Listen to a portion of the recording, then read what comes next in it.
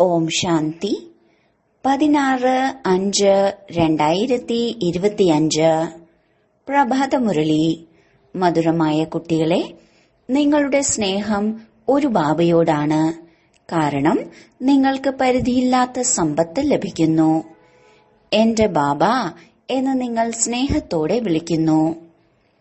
ചോദ്യം: ദേഹധാരിയായ ഏതെങ്കിലും മനുഷ്യൻ പറയുന്നതും ബാബ പറയുന്നതുമായി താരതമ്യം ചെയ്യുവാൻ സാധിക്കില്ല. എന്തുകൊണ്ട്? ഉത്തരം: കാരണം ബാബയുടെ ഓരോ വാക്കുകളും മഹാവാക്യങ്ങളാണ്. ആ മഹാവാക്യങ്ങൾ കേൾക്കുന്നവർ മഹാന്മാർ, അർത്ഥം പുരുഷോത്തമരായി മാറുന്നു. ബാബയുടെ മഹാവാക്യത്തിലൂടെ പുഷ്പങ്ങളായി മാറുന്നു. മനുഷ്യർ പറയുന്നത് മഹാവാക്യങ്ങളല്ല, അതിലൂടെ വീണ്ടും അധപതിക്കുകയാണ് ചെയ്യുന്നത്. ഗീതം: ലോകം മാറിയാലും ഞങ്ങൾ മാറില്ല. ഓം ശാന്തി. ഈ ഗീതത്തിന്റെ ആദ്യ വരി കുറച്ച് അർത്ഥവത്താണ്. ബാക്കിയുള്ളത് മുഴുവൻ ഒന്നിനും കൊള്ളാത്തതാണ്. ഗീതയിൽ ഭഗവാനുവാച മന്മനാ ഭവ മധ്യാജി ഭവ എന്നിങ്ങനെയുള്ള വാക്കുകൾ ശരിയാണ്. ഇതിൽ പറയാം ആട്ടയിൽ ഉപ്പുള്ളതുപോലെ എന്ന്. ആരെയാണ് ഭഗവാൻ എന്ന് വിളിക്കുന്നത് എന്ന് കുട്ടികൾക്കിപ്പോൾ നന്നായി അറിയാം. ശിവബാബയെയാണ് ഭഗവാൻ എന്ന് വിളിക്കുന്നത്. ശിവബാബ വന്ന് ശിവാലയം രചിക്കുന്നു. എവിടെയാണ് വരുന്നത്? വേശ്യാലയത്തിൽ. മധുരമധുരമായ ഓമനകളെ, സിഖിലതേ കുട്ടികളെ എന്നെല്ലാം ബാബ വിളിക്കുന്നു. കേൾക്കുന്നത് ആത്മാവാണല്ലോ. നമ്മൾ ആത്മാക്കൾ അവിനാശിയാണ് എന്നറിയാം. ഈ ദേഹം നശിക്കുന്നതാണ്. ആത്മാക്കളായ നമ്മൾ ഇപ്പോൾ നമ്മുടെ പരംപിത പരമാത്മാവിൽ നിന്നും മഹാവാക്യങ്ങൾ കേട്ടുകൊണ്ടിരിക്കുകയാണ്. പരംപിത പരമാത്മാവ് പറയുന്നത് മാത്രമാണ് മഹാവാക്യങ്ങൾ. അതിലൂടെയാണ് മഹാനാത്മാക്കൾ അല്ലെങ്കിൽ പുരുഷോത്തമരാകുന്നത്. നിങ്ങളിപ്പോൾ ബാബയിൽ നിന്ന് മഹാവാക്യങ്ങൾ കേട്ട് പുഷ്പങ്ങളായി മാറുകയാണ്. മുള്ളുകളും പൂക്കളും തമ്മിൽ എത്രമാത്രം വ്യത്യാസമുണ്ട്! ഏതെങ്കിലും ഒരു മനുഷ്യനല്ല നമുക്ക് ഈ കാര്യങ്ങൾ പറഞ്ഞു തരുന്നത് എന്ന് നിങ്ങൾ കുട്ടികൾക്കറിയാം. ഈ ശരീരത്തിൽ ശിവബാബ പ്രവേശിച്ചിരിക്കുകയാണ്. ബാബയും ആത്മാവ് തന്നെയാണ്. പക്ഷെ ആ ആത്മാവിനെ പരമാത്മാവ് എന്ന് പറയുന്നു. അല്ലയോ പരമാത്മാവേ, വരൂ, വന്ന് നമ്മളെ പാവനമാക്കൂ എന്ന് പതീത ആത്മാക്കൾ വിളിക്കുകയാണ്. ബാബ പരമപിതാവാണ്, ശ്രേഷ്ഠമാക്കുന്നവനാണ്. നിങ്ങൾ പുരുഷോത്തമർ, അർത്ഥം എല്ലാ ആത്മാക്കളിലും വെച്ച് ഉത്തമ പുരുഷന്മാരാവുകയാണ്. അതാണ് ദേവതകൾ. പരംപിതാവ് എന്ന വാക്ക് വളരെ മധുരമായിട്ടുള്ളതാണ്. സർവവ്യാപി എന്ന് പറയുമ്പോൾ ആ മാധുര്യം തോന്നില്ല. നിങ്ങളിലും വളരെ കുറച്ചുപേർ മാത്രമാണ് വളരെ സ്നേഹത്തോടെ ഓർമ്മിക്കുന്നത്. ഭാര്യ ഭർത്താക്കന്മാർ പരസ്പരം സ്ഥൂല ദേഹത്തെയാണ് ഓർമ്മിക്കുന്നത്. ഇവിടെ ആത്മാക്കൾ വളരെ സ്നേഹത്തോടെ പരമാത്മാവിനെ ഓർമ്മിക്കണം. ഭക്തിമാർഗത്തിലും ഇത്രയും സ്നേഹത്തോടെ പൂജിക്കുന്നില്ല. അത്രയും സ്നേഹം ഉണ്ടായിരിക്കില്ല. അറിയാത്തത് കാരണം എങ്ങനെ സ്നേഹം തോന്നും? നിങ്ങൾ കുട്ടികൾക്കിപ്പോൾ വളരെയധികം സ്നേഹമുണ്ട്. എന്റെ ബാബ എന്ന ആത്മാവാണ് പറയുന്നത്. ആത്മാക്കൾ സഹോദരങ്ങളല്ലേ? ബാബ നമുക്ക് തന്റെ പരിചയം നൽകി എന്ന് ഓരോ സഹോദരാത്മാവും പറയുന്നു. അതിനാൽ അതിനെ സ്നേഹമെന്ന് പറയാൻ കഴിയില്ല. ആരിൽ നിന്നാണോ എന്തെങ്കിലും കിട്ടുന്നത് അവരോട് സ്നേഹമുണ്ടായിരിക്കും. അച്ഛനോട് കുട്ടികൾക്ക് സ്നേഹമുണ്ട്. കാരണം അച്ഛനിൽ നിന്നുമാണ് സമ്പത്ത് ലഭിക്കുന്നത്. സമ്പത്ത് എത്ര അധികമുണ്ടോ അത്രയും കൂടുതൽ സ്നേഹവും ഉണ്ടായിരിക്കും. ഇനി അഥവാ അച്ഛന് സമ്പത്തൊന്നും ഇല്ല, മുത്തച്ഛനാണ് സമ്പത്തുള്ളതെങ്കിൽ അച്ഛനോട് അത്രയും സ്നേഹം തോന്നില്ല. മുത്തച്ഛനോടായിരിക്കും സ്നേഹം തോന്നുക. മുത്തച്ഛനിൽ നിന്നും പൈസ കിട്ടും. ഇത് പരിധിയില്ലാത്ത അച്ഛനാണ്. നമ്മളെ ബാബ പഠിപ്പിക്കുകയാണ് എന്ന് നിങ്ങൾ കുട്ടികൾക്കറിയാം. ഇത് വളരെയധികം സന്തോഷിക്കേണ്ട കാര്യമാണ്. ഭഗവാൻ നമ്മുടെ അച്ഛനാണ്. ആ രചയിതാവായ അച്ഛനെ ആരും അറിയുന്നില്ല. അറിയാത്തത് കാരണം സ്വയം അച്ഛനാണെന്ന് പറയുന്നു. കൊച്ചുകുട്ടികളോട് നിങ്ങളുടെ അച്ഛനാരാണ് എന്ന് ചോദിച്ചാൽ ഞാൻ തന്നെയാണ് എന്ന് പറയുന്നത് പോലെ ഇപ്പോൾ നിങ്ങൾ കുട്ടികൾക്കറിയാം, തീർച്ചയായും ആ സർവ അച്ഛന്മാരുടെയും അച്ഛനാണ്. നമുക്കിപ്പോൾ പരിധിയില്ലാത്ത അച്ഛനെ ലഭിച്ചിരിക്കുകയാണ്. ആ അച്ഛന് മറ്റൊരു അച്ഛൻ ഇല്ല. ഇത് ഏറ്റവും ഉയർന്ന അച്ഛനാണ്. അതിനാൽ കുട്ടികളുടെ ഉള്ളിൽ സന്തോഷം തോന്നണം. മറ്റ് യാത്രകളൊക്കെ ചെയ്യുമ്പോൾ ഇത്രയും സന്തോഷം തോന്നാറില്ല. കാരണം ആ യാത്രകളിൽ നിന്നും പ്രാപ്തി ഉണ്ടാകുന്നില്ല. ദർശനത്തിനായാണ് പോകുന്നത്. വെറുതെ എത്രമാത്രം കഷ്ടപ്പെടുന്നു. ഒരു തരത്തിൽ ഇങ്ങനെയും കഷ്ടപ്പെടുന്നു, മറ്റൊരു തരത്തിൽ ധനവും നഷ്ടമാകുന്നു. പൈസ ചിലവാക്കുന്നുണ്ട്, എന്നാൽ പ്രാപ്തിയൊന്നും ഇല്ല.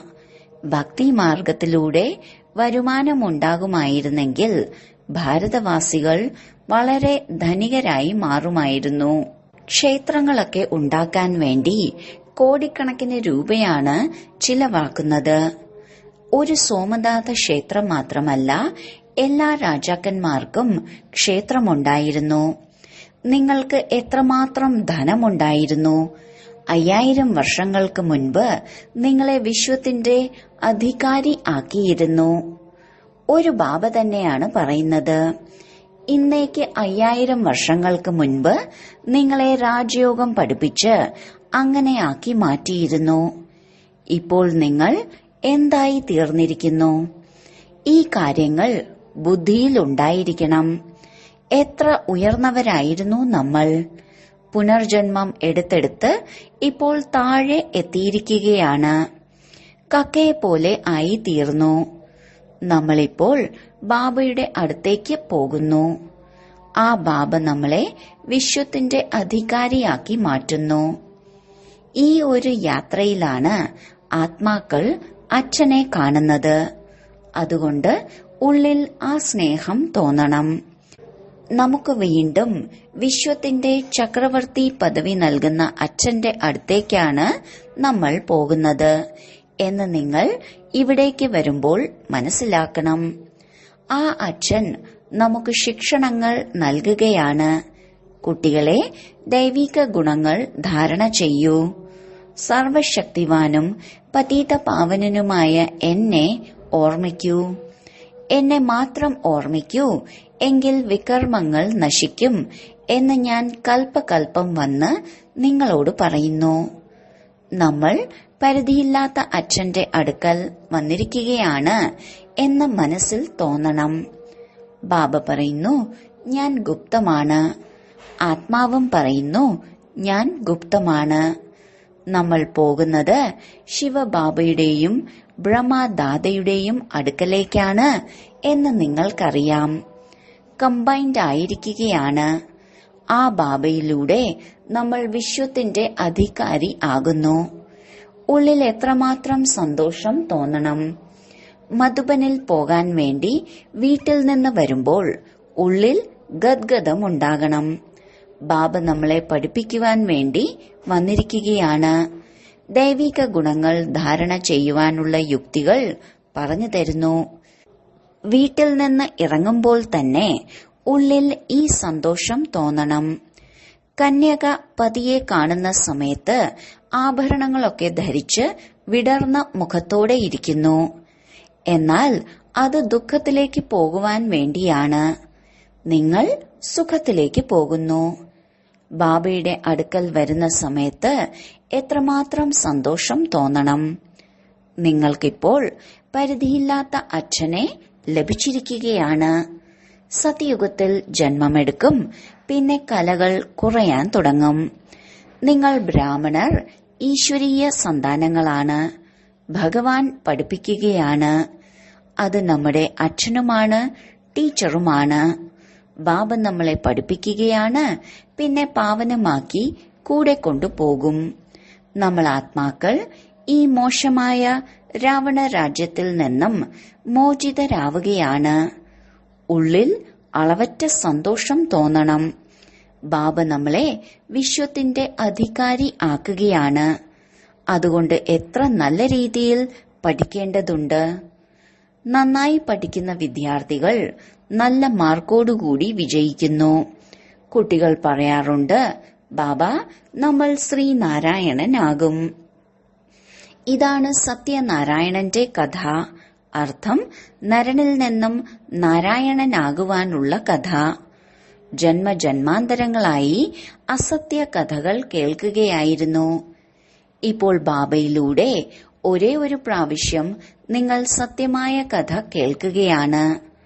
അത് പിന്നീട് ഭക്തിമാർഗത്തിൽ നടന്നുവരുന്നു. ശിവബാബ ജന്മമെടുത്തതായിട്ടാണ് ഓരോ വർഷവും ശിവജയന്തി ആഘോഷിക്കുന്നത്.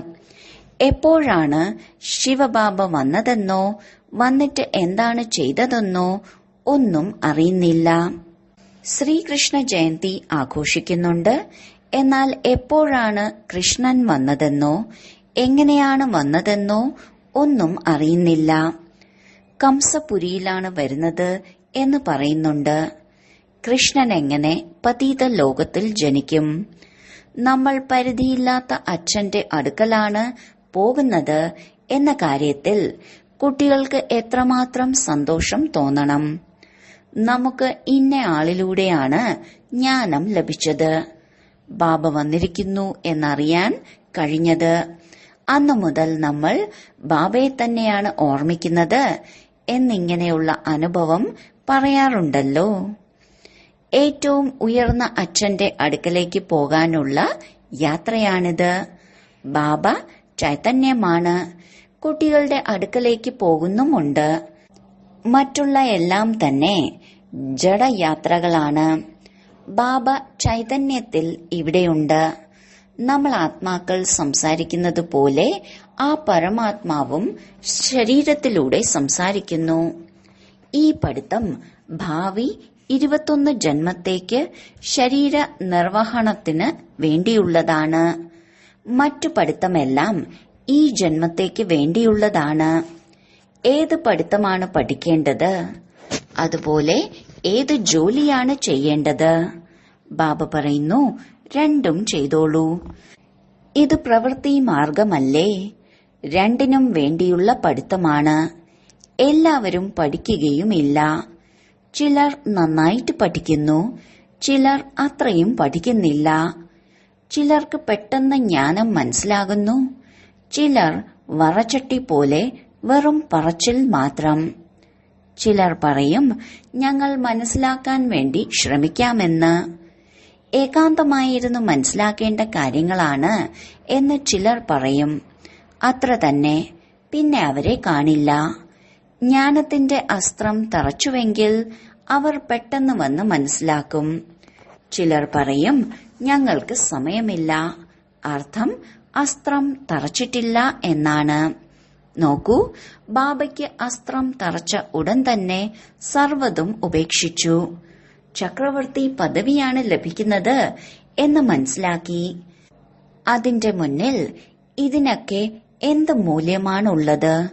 ബാബയിൽ നിന്ന് നമുക്ക് രാജധാനി നേടണം. ബാബ പറയുന്നു, നിങ്ങൾ മറ്റു ജോലികളൊക്കെ ചെയ്തോളൂ. എന്നാൽ ഒരാഴ്ച ഇത് നന്നായി മനസ്സിലാക്കൂ. കുടുംബവും സംരക്ഷിക്കണം, കുട്ടികളെയും പരിപാലിക്കണം. ബാബ പറയുന്നു, നിങ്ങൾ ജന്മം നൽകിയിരിക്കുകയാണ്, അതുകൊണ്ട് നല്ല രീതിയിൽ സംരക്ഷിക്കൂ. ഭാര്യയും കുട്ടികളും നിങ്ങൾ പറയുന്നത് മാനിക്കുകയാണെങ്കിൽ അവർ സൽപുത്രരാണ് എന്ന് മനസ്സിലാക്കാം. മനസ്സിലാക്കുന്നില്ല എങ്കിൽ അവർ കുപുത്രരാണ്. സൽപുത്രരെയും കുപുത്രരെയും മനസ്സിലാക്കുവാൻ സാധിക്കുമല്ലോ. ബാബ പറയുന്നു, നിങ്ങൾ ശ്രീമതമനുസരിച്ച് നടക്കുകയാണെങ്കിൽ ശ്രേഷ്ഠരായി മാറും. അല്ലാതെ എങ്ങനെ സമ്പത്ത് കിട്ടും? പവിത്രമായി സൽപുത്രരായി മാറി പേര് പ്രശസ്തമാക്കൂ. ജ്ഞാനം മനസ്സിലാക്കിയാൽ ഇനി നമ്മൾ സത്യമായ സമ്പാദ്യം സമ്പാദിക്കും എന്നു പറയും. ബാബ വന്നിരിക്കുന്നത് ശിവാലയത്തിലേക്ക് കൊണ്ടുപോകുവാൻ വേണ്ടിയാണ്. അതിനാൽ ശിവാലയത്തിലേക്ക് പോകാൻ യോഗ്യരായി മാറണം. പരിശ്രമിക്കേണ്ടതുണ്ട്. മരണം ഇപ്പോൾ മുന്നിൽ നിൽക്കുകയാണ്. അതുകൊണ്ട് ശിവബാബയെ ഓർമ്മിക്കൂ എന്ന് മറ്റുള്ളവരോട് പറയണം. അവരുടെയും മംഗളമുണ്ടാകണ്ടേ. ബാബയെ ഓർമ്മിക്കൂ, എങ്കിൽ വികർമ്മം ഇല്ലാതാകും എന്നവരോട് പറയണം. നിങ്ങൾ കുട്ടികളുടെ കർത്തവ്യമാണ് നിങ്ങളുടെ ഭർത്താവിന്റെ വീട്ടിലുള്ളവരെയും അച്ഛന്റെ വീട്ടിലുള്ളവരെയും ഉദ്ധരിക്കുക എന്നത്. അവരുടെയും മംഗളം ചെയ്യുക എന്നത് നിങ്ങളുടെ കടമയാണ്. ദയാഹൃദയരായി മാറണം. പതീതരും തമോ പ്രധാനവുമായ മനുഷ്യർക്ക് പാവനമാകുവാനുള്ള വഴി പറഞ്ഞു കൊടുക്കണം. തീർച്ചയായും ഓരോ വസ്തുവും പുതിയതിൽ നിന്നും പഴയതാകും എന്ന് നിങ്ങൾക്കറിയാം. നരകത്തിൽ എല്ലാവരും പതീത ആത്മാക്കളാണ്. അതുകൊണ്ടാണ് ഗംഗാസ്നാനം ചെയ്ത് പാവനമാകുവാൻ വേണ്ടി പോകുന്നത്. നമ്മൾ പതീതമാണ്, അതുകൊണ്ടാണ് പാവനമാകേണ്ടത് എന്നാദ്യം മനസ്സിലാക്കണം. ബാബ ആത്മാക്കളോട് പറയുന്നു, എന്നെ ഓർമ്മിക്കൂ, എങ്കിൽ നിങ്ങളുടെ പാപം നശിക്കും. ബാബ പറയുന്നു, എന്നെ ഓർമ്മിക്കൂ. ഈ സന്ദേശം സന്യാസിമാരോടും സർവരോടും പറയണം. ഈ യോഗ അഗ്നിയിലൂടെ അഥവാ ഓർമ്മയുടെ യാത്രയിലൂടെ നിങ്ങളിലുള്ള അഴുക്ക് ഇളകിപ്പോകും.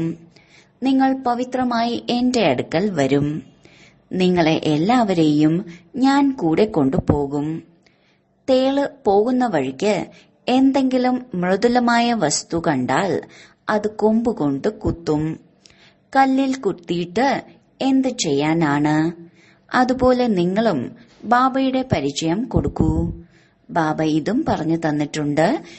എവിടെയെല്ലാമാണോ എന്റെ ഭക്തരുള്ളത്, ശിവക്ഷേത്രത്തിലും കൃഷ്ണക്ഷേത്രത്തിലും ലക്ഷ്മി നാരായണന്റെ ക്ഷേത്രത്തിലും എല്ലാം ഉണ്ട്. ഭക്തർ എന്നെ പൂജിച്ചുകൊണ്ടിരിക്കുകയാണ്. അവരും മക്കളല്ലേ? എന്നിൽ നിന്നും രാജ്യം നേടിയിരിക്കുന്നു. ഇപ്പോൾ പൂജ്യരിൽ നിന്ന് പൂജാരിയായി തീർന്നിരിക്കുകയാണ്. ദേവതകളുടെ ഭക്തരല്ലേ? ശിവന്റെ അവ്യഭിചാരി ഭക്തിയാണ് നമ്പർ 1. പിന്നെ താഴേക്കിറങ്ങി ഇപ്പോൾ ഭൂതപൂജ ചെയ്തുകൊണ്ടിരിക്കുന്നു. ശിവന്റെ പൂജാരിമാർക്ക് മനസ്സിലാക്കി കൊടുക്കുക എളുപ്പമാണ്. എല്ലാ ആത്മാക്കളുടെയും അച്ഛൻ ശിവബാബയാണ്. സ്വർഗത്തിന്റെ സമ്പത്ത് നൽകുകയാണ്. ബാബ പറയുന്നു, എന്നെ ഓർമ്മിച്ചാൽ വികർമ്മം ഇല്ലാതാകും. ഞങ്ങൾ നിങ്ങൾക്ക് ഈ സന്ദേശം നൽകുകയാണ്. ബാബ പറയുന്നു, പതീത പാവനനും ജ്ഞാനസാഗരനും ഞാനാണ്. ജ്ഞാനവും കേൾപ്പിക്കുകയാണ്. പാവനമാകാൻ വേണ്ടി യോഗവും പഠിപ്പിക്കുന്നു. എന്നെ ഓർമ്മിക്കൂ എന്ന സന്ദേശം ബ്രഹ്മാവിന്റെ ശരീരത്തിലൂടെ തന്നുകൊണ്ടിരിക്കുന്നു. നിങ്ങളുടെ 84 ജന്മങ്ങളെ ഓർമ്മിക്കൂ. ക്ഷേത്രങ്ങളിലും കുംഭമേളകളിലുമൊക്കെ നിങ്ങൾക്ക് ധാരാളം ഭക്തരെ ലഭിക്കും. പതിത പാവനൻ ഗംഗയാണോ അതോ പരമാത്മാവാണോ എന്നത് അവിടെ നിങ്ങൾക്ക് മനസ്സിലാക്കി കൊടുക്കുവാൻ സാധിക്കും. നമ്മൾ ആരുടെ അടുക്കലാണ് പോകുന്നത് എന്ന സന്തോഷം കുട്ടികൾക്കുണ്ടാകണം. ബാബ എത്ര സാധാരണമാണ്, എന്ത് വലിപ്പം കാണിക്കാനാണ്. വലിയ ആൾക്കാർക്കൊക്കെ കാണിക്കുന്നത് പോലെ ശിവബാബ എന്ത് കാണിക്കാനാണ്? പറയുന്നു, ഞാൻ സാധാരണ ശരീരമാണ് എടുക്കുന്നത്. നിങ്ങൾ പറയൂ, ഞാൻ എന്ത് ചെയ്യണമെന്ന്. ഈ രഥത്തിനെ എന്തലങ്കരിക്കാനാണ്? അവർ ഹുസൈന്റെ കുതിരയെ കാണിക്കുന്നുണ്ട്, അതിനെ അലങ്കരിക്കുന്നു. എന്നാൽ ശിവബാബയുടെ രഥമായിട്ട് കാളയെയാണ് കാണിച്ചിരിക്കുന്നത്. കാളയുടെ മസ്തകത്തിൽ ഗോളത്തെ പോലെ ശിവന്റെ ചിത്രം കാണിക്കുന്നുണ്ട്. ക്ഷേത്രങ്ങളിൽ എന്തുകൊണ്ടാണ് കാളയെ കാണിച്ചിരിക്കുന്നത്? ശങ്കരൻ സവാരി ചെയ്യുന്നതായാണ് പറയുന്നത്. സൂക്ഷ്മവതനത്തിൽ ശങ്കരൻ സവാരി ചെയ്യുമോ? ഇതെല്ലാം ഡ്രാമയിൽ അടങ്ങിയിട്ടുള്ള ഭക്തിമാർഗത്തിലെ കാര്യങ്ങളാണ്. ശരി. വളരെ കാലത്തെ വേർപാടിന് ശേഷം തിരിച്ചു കിട്ടിയ മധുരമധുരമായ കുട്ടികളെ പ്രതി മാതാവും പിതാവുമായ ബാബ്ദാദയുടെ സ്നേഹസ്മരണയും പുലർക്കാല വന്ദനവും. ആത്മീയ അച്ഛന്റെ ആത്മീയ കുട്ടികൾക്ക് നമസ്കാരം. ധാരണയ്ക്കുള്ള മുഖ്യസാരം: 1.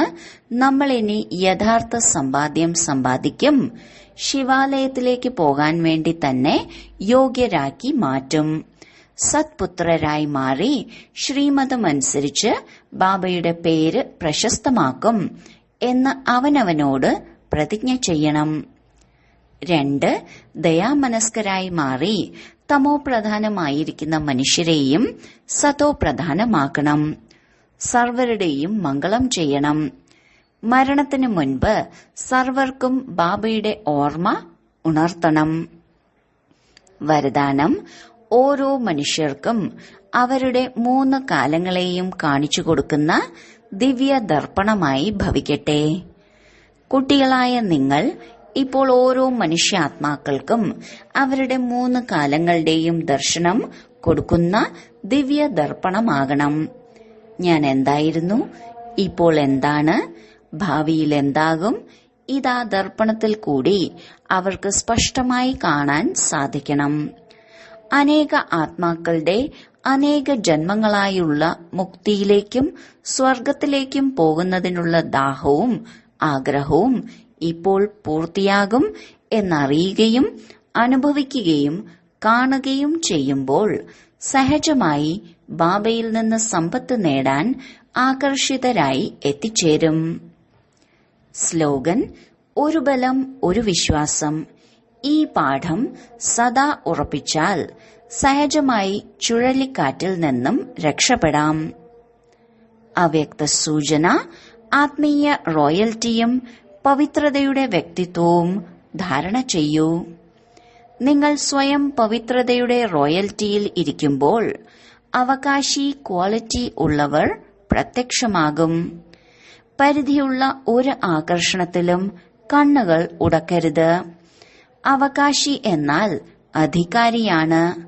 ആരാണോ ഇവിടെ സദാ അധികാരിയുടെ സ്റ്റേജിൽ ഇരിക്കുന്നത്, ഒരിക്കലും മായയ്ക്ക് അധീനമാകാത്തവർ, അധികാരി എന്ന ശുഭലഹരിയിൽ ഇരിക്കുന്നത്, അങ്ങനെയുള്ള അധികാരി സ്ഥിതി ഉള്ളവരാണ് അവിടെയും അധികാരി ആകുന്നത്. ഓം ശാന്തി.